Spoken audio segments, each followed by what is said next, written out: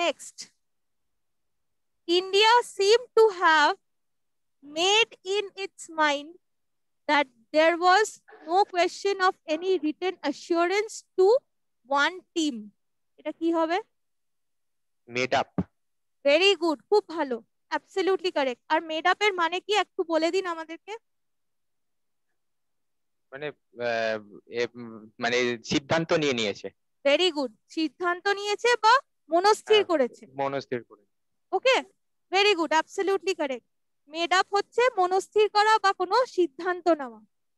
ওকে, আচ্ছা, বাকিগুলো হবে না।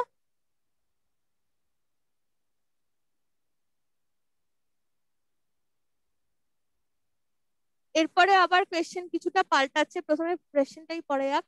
In each of the following question, one phrase has been given and it has been followed by 4 sentences. Now, this is another pattern of question, a new type of question that you might get in some examination. দেখুন, সব রকম ভাবেই প্রস্তুত থাকা ভালো, ঠিক আছে? আপনারা অবশ্যই প্রত্যেকবার যখনই পরীক্ষা দিচ্ছেন, হয়তো প্যাটার্ন গুলো আপনারা জানেন, তাও কিন্তু আমি আপনাদেরকে রিকোয়েস্ট করব আপনারা ভালোভাবে প্রশ্নটা পড়বেন। প্লিজ ডু দ্যাট, কেননা এখন কিন্তু প্রশ্নের প্যাটার্ন পাল্টাচ্ছে। ওকে, ব্যাংকিং এর এক্সামিনেশনে কিন্তু সব সময় পাল্টাতে থাকে প্রশ্ন, কোনো ফিক্সড প্যাটার্নে পরীক্ষা হয় না। মিক্স অ্যান্ড ম্যাচ জিনিস দিয়ে দিচ্ছে, ক্লোজ প্যাসেজের মধ্যে কম্প্রিহেনশন প্যাসেজের মতন কোয়েশ্চেন চলে আসছে, অনেক অনেক চেঞ্জেস হচ্ছে, ঠিক আছে? So in the exams to come, please be very sure of what the question is asking you. যেইটা চাওয়া হচ্ছে সেইটা বুঝে আপনারা কিন্তু সবসময় কোয়েশ্চেনটা মন দিয়ে ভালো করে পড়বেন। এটা আরেক ধরনের প্রশ্ন। এখানে কি বলছে, in each of the following questions one phrase has been given and it has been followed by 4 sentences.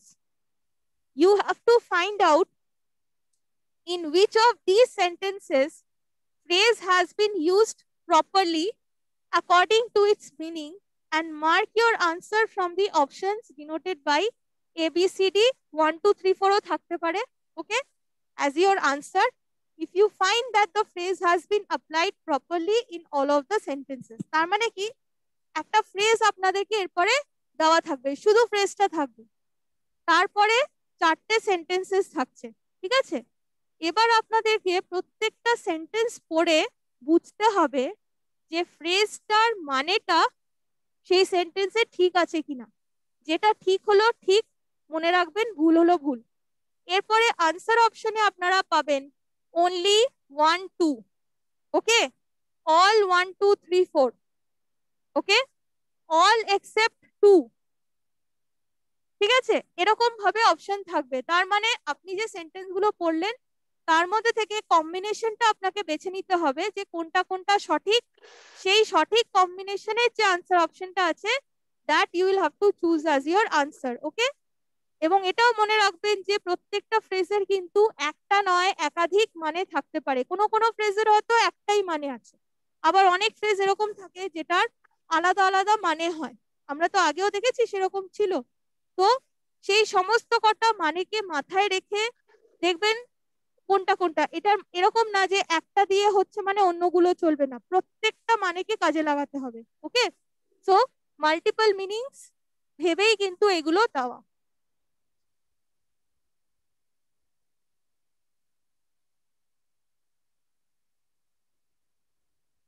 প্রথমটা হচ্ছে put in, the first one is put in. Put ইনের মানে কি হতে পারে, এখানে আমি আপনাদেরকে একটু হেল্প করে দিচ্ছি। প্রত্যেকটার আগে আমি আপনাদেরকে মানেগুলো বলে দিচ্ছি, তারপরে আমরা সেন্টেন্স ধরে ডিসকাস করব এবং দেখব কোনটা কোনটা চলবে এবং চলবে না, ওকে? প্রথমটাই আমরা যেটা পাচ্ছি সেটা হচ্ছে পুটিন। পুটিন মানে হচ্ছে কি, একটা হতে পারে, এটার দুটো আলাদা যদি হয়, টু অ্যাড ইন, ওই যে প্রথমেই বলেছিলাম পুট ইন এফর্ট মানে অ্যাড ইন এফর্ট, আরো বেশি করে কোনো কিছু দেওয়া, ঠিক আছে, মানে অ্যাড ইন করা। To give, to add in or give time and effort, ঠিক আছে, এটা একটা হতে পারে। আরেকটা অ্যাবসলিউটলি আলাদা মানে হতে পারে পুটিনের, অ্যাবসলিউটলি আলাদা মানে। সেটা মানে হচ্ছে টু ইন্টারাপ্ট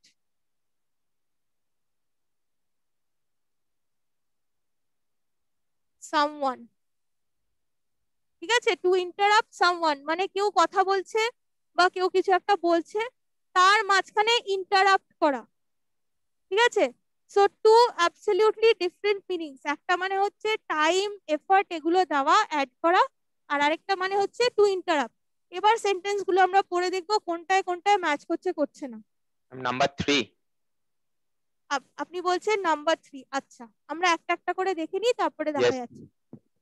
প্রথমটা number 1, he has been putting in more hours in learning guitar. Okay, তাহলে has been putting in more hours, তাহলে এটা হবে, চলবে তো, যে he has been giving more effort, তাহলে দিস উইল ডু। তাহলে এটা মিলে যাচ্ছে একটার সাথে, এটা মিললো। 2 নম্বর, Mary has put in a lot of efforts to get the project approved, মানে সে অনেক এফর্ট দিয়েছে প্রজেক্টটা অ্যাপ্রুভ করানোর জন্য। তাহলে এটাও মিলে যাচ্ছে, দুইটাও মিলে গেল। 3 নম্বর, it is better that I should not put in as I don't have much knowledge about the incident. আমি আবার পড়ছি এটা, ঠিক আছে? It is better that I should not put in as I don't have much knowledge about the incident. তার মানে কি বলতে চাইছে, আমার এই ক্ষেত্রে কিছু বলা বা ইন্টারাপ্ট করা উচিত হবে না, যেহেতু আমি এই বিষয়টা সম্পর্কে ভালো জানি না। ঠিক আছে, তাহলে এইখানে ইন্টারাপ্ট অর্থে চলতে পারে, তার মানে সেকেন্ড মিনিং অর্থে এটা মিলে যাচ্ছে। তো এটাও ম্যাচ করলো। আর 4 নম্বরটা, this is not the right time to give increment in their salaries she put in. Say interrupt করলো, শি পুট ইন মানে শি ইন্টারাপ্টেড, যে এই সময় তাদের স্যালারিতে ইনক্রিমেন্ট দেওয়াটা উচিত হবে না। তাহলে এটাও মিলে যাচ্ছে, তাহলে কোনটা হবে? Answer 5, all correct. ঠিক আছে, প্রত্যেকটাই মিলে গেল। ওকে, তাহলে এই যে দুটো মানে হলো, তার সাথে প্রত্যেকটা সেন্টেন্সই কিন্তু আমাদের ম্যাচ হয়ে গেল। ওকে, তো অল কারেক্ট। এটা আমি আপনাদেরকে একটা করে দেখিয়ে দিলাম, এর পরেরটা আমি মিনিং গুলো দিয়ে দিচ্ছি, এবার আপনারা চেষ্টা করে দেখুন কি হচ্ছে।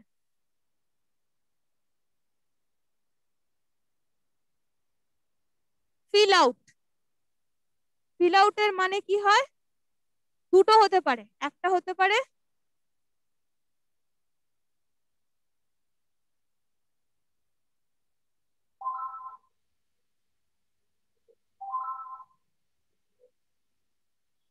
to add information in documents, forms, etc. আরেকটা হতে পারে টু, কি হতে পারে, to put on a lot of weight, তার মানে ওয়েট গেইন করাও হতে পারে। ফিল আউট দুটোই হতে পারে। ঠিক আছে, একটা ফিল আউট হচ্ছে কোনো ফর্ম ফিল আপ করার সময় যেটা আমরা করি, ইনফরমেশন দেওয়া ফর্মে, সেটা একটা ফিল আউট হতে পারে। তো আমরা বলতে পারি ফিল আউট দি ফর্ম, তার মানে add information to that document. আরেকটা হতে পারে to put on a lot of weight, সেটাও হতে পারে। নাও এবার আপনারা পড়ে বলুন কোনটা কোনটা হবে, তাহলে আমাদের আনসারটা কি হচ্ছে।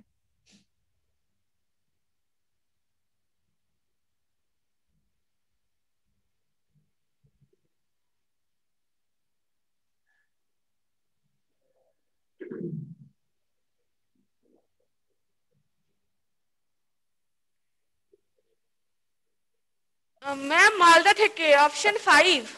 Absolutely correct, option 5। হ্যাঁ, absolutely correct, both Malda and Purta Bhavan R 5 ma'am. খুব ভালো। অপশন 5 কল্যাণী অলসো অপশন 5 সবকটা মিলে যাচ্ছে। প্রথমটা বলেছে ফর্ম ফিল আপের ব্যাপারে, ফিলিং আউট দ্য ফর্মস, তার মানে ফর্ম ফিল আপের কথা বলছে। তারপরেরটা বলছে while recovering from his sickness he has begun to weight, fill out. হ্যাঁ, lot of weight. absolutely, he has begun to fill out মানে he has started to put on weight.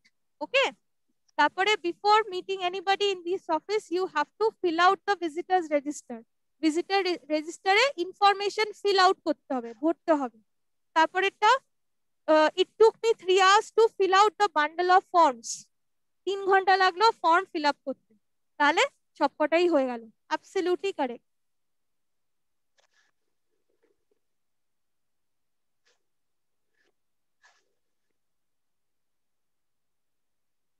Okay, next one, walk out.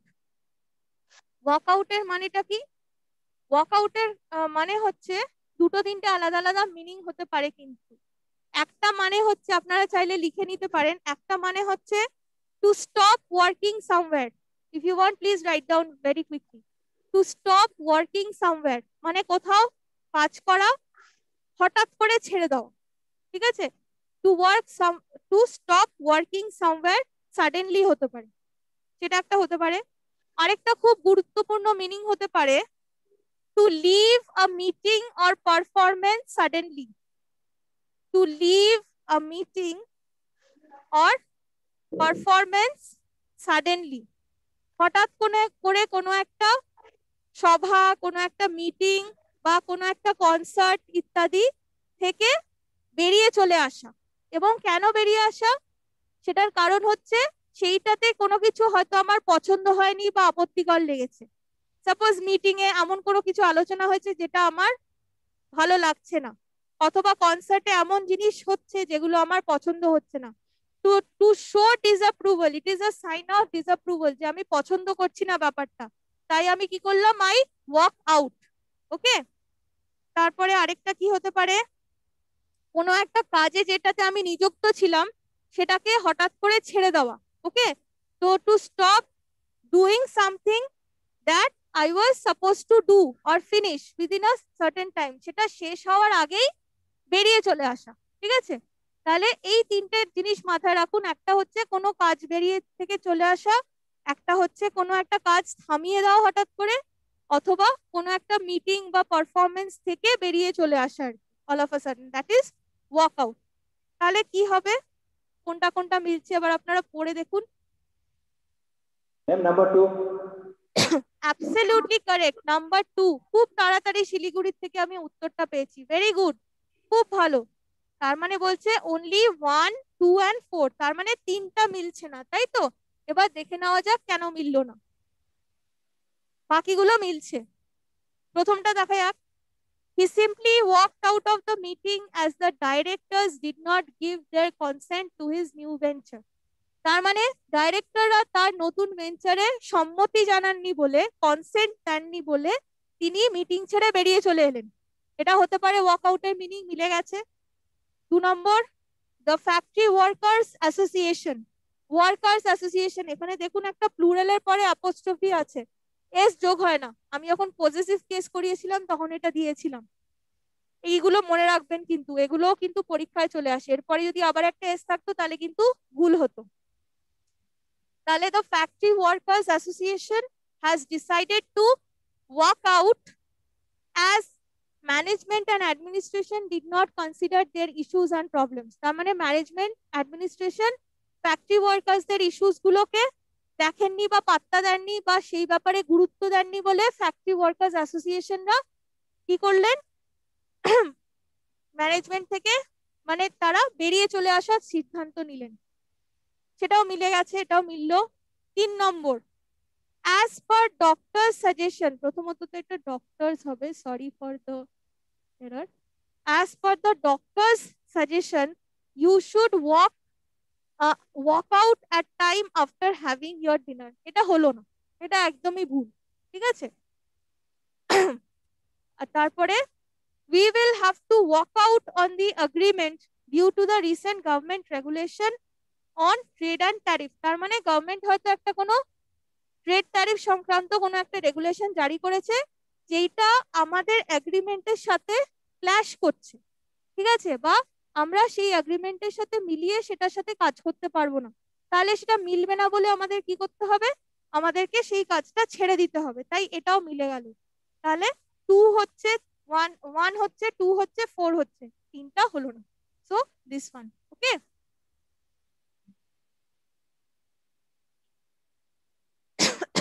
Next one, number 22, live up. Live up মানে হচ্ছে fulfil expectations.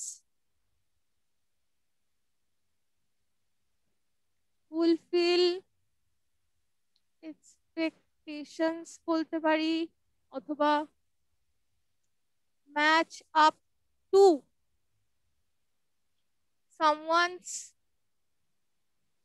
expectations বলতে পারি, অথবা fulfil an undertaking। Undertaking মানে যেই কাজের ভার নিয়েছি সেই কাজটা কমপ্লিট করাও হতে পারে। ঠিক আছে, লিভ আপ বেশিরভাগ ক্ষেত্রে এই প্রথমটাই হয়, ফুলফিল সামবডিজ এক্সপেকটেশন মানে কারুর এক্সপেকটেশনকে পুরো করা বা কারুর এক্সপেকটেশনের কে ম্যাচ করা। ঠিক আছে, মানে কেউ চাইলো তার ছেলে কিংবা মেয়ে খুব ভালো সমাজে প্রতিষ্ঠিত হয়, ডাক্তার ইঞ্জিনিয়ার কিছু হলো, বা একটা নাম্বার 4। ভালো একটা কিছু হলো, সেটা হতে পারে। নাম্বার 4 আপনি বলছেন তো?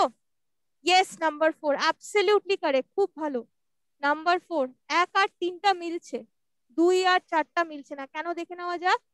Number 1, he never managed to live up to his parents expectations, একদম মিলে যাচ্ছে। 2 নম্বরটা মিলছে, Mary refused to live up the proposed changes, এটা মিললো না, চেঞ্জেস এর সাথে ম্যাচ করার কথা বলছেন। ঠিক আছে, তাহলে live up to the propose changes এর কোনো মানে দাঁড়াচ্ছে না, এটা হলো না। The class lives up to its reputation of being exciting and interesting.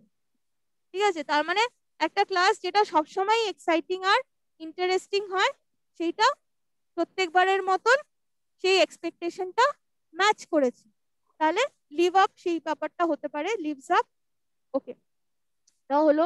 R it is hard to live up the worry of another word, এটাও মিলছে না, তাহলে 1 আর 3 মিলেছে, তাই আমাদের আনসার হচ্ছে this one. Okay, number 4।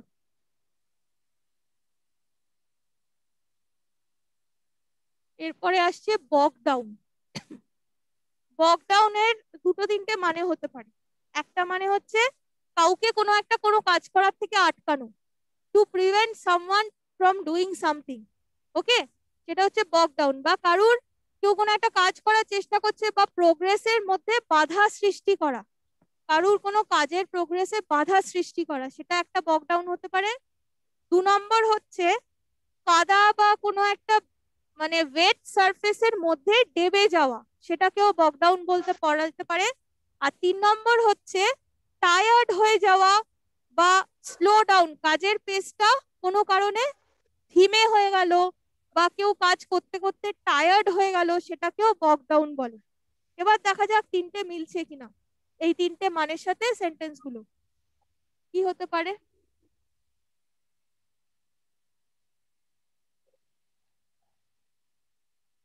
Ma'am number 1। Number Siliguri বলছেন, number 1। Siliguri বলছেন নাম্বার 1 মানে অনলি 1 আর 2। আর ম্যাম নাম্বার 5। কল্যাণী বলছে number 5। Number 5 is absolutely correct, একদম ঠিক। নাম্বার 5 প্রত্যেকটাই মিলছে, কেন এবার একটু দেখে নেওয়া যাক। নাম্বার 1, দ্য স্মিথস, যেমন আমাদের হয় মুখার্জি, ব্যানার্জি, সেন, বোস, ঘোষ, দাস, সেরকম the smiths.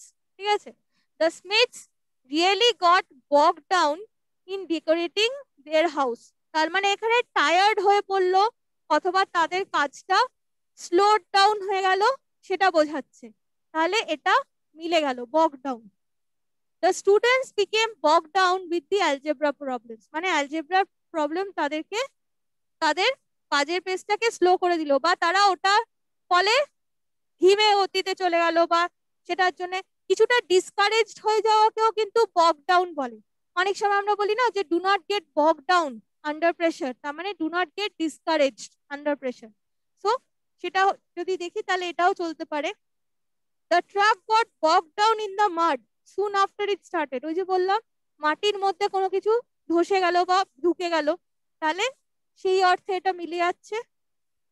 R the process bogged down and almost stopped, slowed down। ঠিক আছে, তাহলে বগ ডাউনের আরেক মানে হচ্ছে slowed down and stop, তাহলে এইটাও হতে পারে। তাহলে in that case all correct। Okay,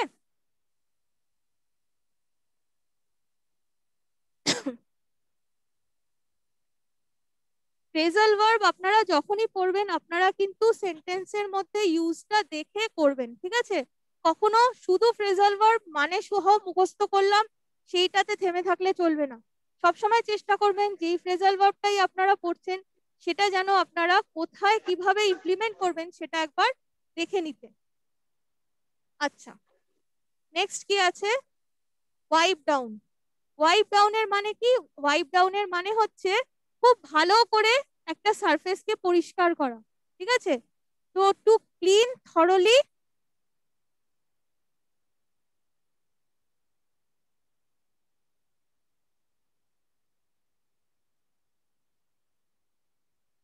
to clean a surface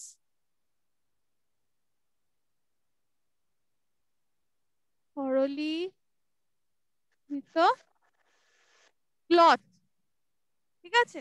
তাহলে কি হবে?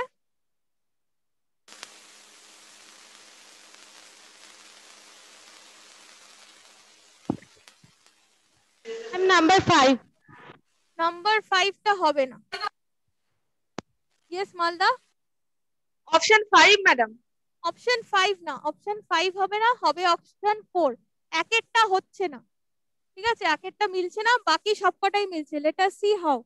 প্রথমটা যেটা আছে, let me wipe down that strawberry jam all over your mouth, এটা হওয়া উচিত ছিল ওয়াইপ অফ।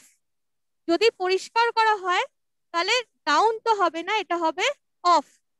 মানে ওয়াইপ অফ মানেও টু ক্লিন, ওয়াইপ ডাউন হবে না, ওটা হবে ওয়াইপ অফ। তাহলে সেটা হতে পারতো, কিন্তু সেই ক্ষেত্রে হতে পারতো, এই ক্ষেত্রে ওয়াইপ ওয়াইপ ডাউন হবে না, ওয়াইপ অফ। আচ্ছা, তারপরে we wipe off every night, we wipe the tables down। আচ্ছা, মাঝে অনেক সময় দেখা যায় ফ্রেজাল ভার্বের ক্ষেত্রে যে মাঝখানে এরকম একটা কোনো অবজেক্টের উল্লেখ থাকতে পারে, দ্যাট ইজ অ্যাবসলিউটলি কারেক্ট, ঠিক আছে? ম্যাম So, নাম্বার 4টাও তো ওয়াইপ ডাউন আছে। হ্যাঁ, এটাও চলতে পারে, this is also fine. Let me come to this. বোঝা যাচ্ছে। আচ্ছা, তাহলে before we shut the restaurant, তার মানে টেবিল গুলো ভালো করে পরিষ্কার করার কথা বলছে, তাহলে এটা হতে পারে he wipe down the counters with a wet cloth, কাউন্টারটা ভালো করে পরিষ্কার করলো, সেটাও হতে পারে।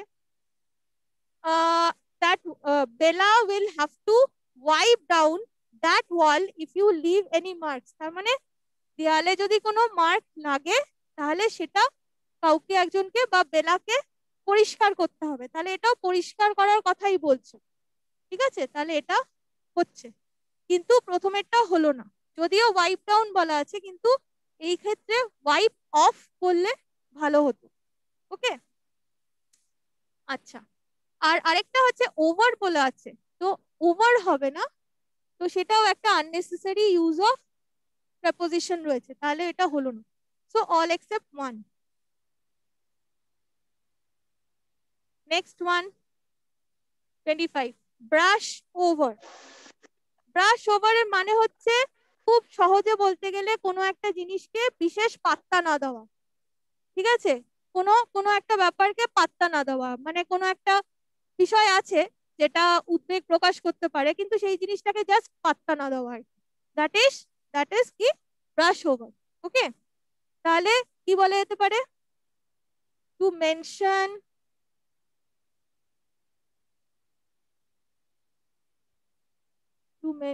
something casually or to deal with something lightly, ঠিক আছে? কোনো একটা বিষয় খুব ক্যাজুয়ালি বিহেভ করো অথবা খুব হালকা ভাবে কোনো কিছুকে একটা নেওয়া, সেটা হচ্ছে ব্রাশ ওভার। তাহলে এটা কোনটা কোনটা হচ্ছে?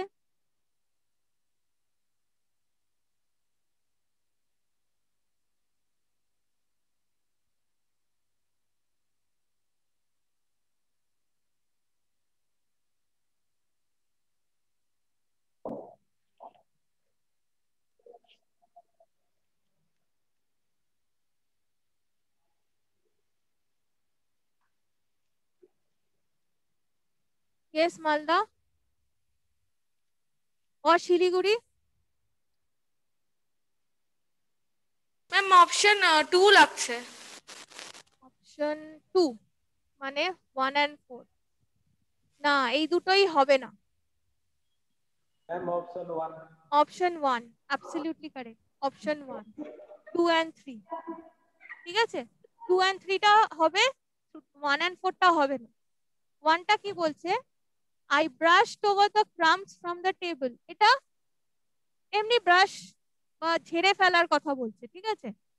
এইটা আমরা অনেক সময় বলি না যে খুব ক্যাজুয়ালি কোনো কিছু নাও বা ঝেড়ে ফেলো, মানে কোনো একটা জিনিসকে বিশেষ গুরুত্ব মানে খুব হালকা ভাবে ডিল করার, তো সেটা তো হলো না 1 এর ক্ষেত্রে, তাহলে এটা চলবে না। 2 নম্বরটা কি আছে? You only brushed over the part I was interested in, তার মানে আমি যেই ব্যাপারটাতে খুব ইন্টারেস্টেড ছিলাম সেই ব্যাপারটাকেই তুমি খুব হালকা ভাবে নিয়েছো বা খুব ক্যাজুয়ালি নিয়েছো, ওকে, খুব লাইটলি নিয়েছো, তাহলে এটা হতে পারে। থার্ডটা, you just can't brush over the fact that you got engaged, ঠিক আছে? তো তুমি এই ব্যাপারটাকে হালকা ভাবে নিতে পারো না যে তোমার এঙ্গেজমেন্ট হয়ে গেছে, okay? So this cannot be taken lightly, it is an important thing that you have done, so you cannot take this fact lightly, তাহলে এটাও হতে পারে। 3 নম্বর 4 নম্বর কি আছে? you could brush over your resume with a few style changes, এখানে ঠিক brush ওভারটা match করছে না। এখানে যদি আমি জুস আপ বলতাম যেমন আমরা দেখেছিলাম, বা একটা কিছু অন্য কিছু বলতে পারতাম, অ্যাম্প আপ বলতে পারতাম, you could amp up your resume with a few style changes, তাহলে এই ক্ষেত্রে যদি আমি জুস আপ অথবা অ্যাম্প আপ এই ধরনের কথা বলতাম তাহলে মিলতো। যে তোমার রেজিউমেটা is looking very dull and drab, এটার মধ্যে কিছু স্টাইল চেঞ্জেস কিছু করো, এটার মধ্যে ইন্টারেস্টিং কিছু অ্যাড করো, তাহলে তোমার এটা ইন্টারেস্টিং লাগবে রেজিউমেটা, ওকে? Ma'am, তাহলে এটাও হলো না। ইয়েস, ma'am, বলছিলাম ব্রাশ ওভারের মিনিংটা একটু ডিল উইথ সামথিং লাইক এই ব্যাপারটা বুঝতে পারলাম।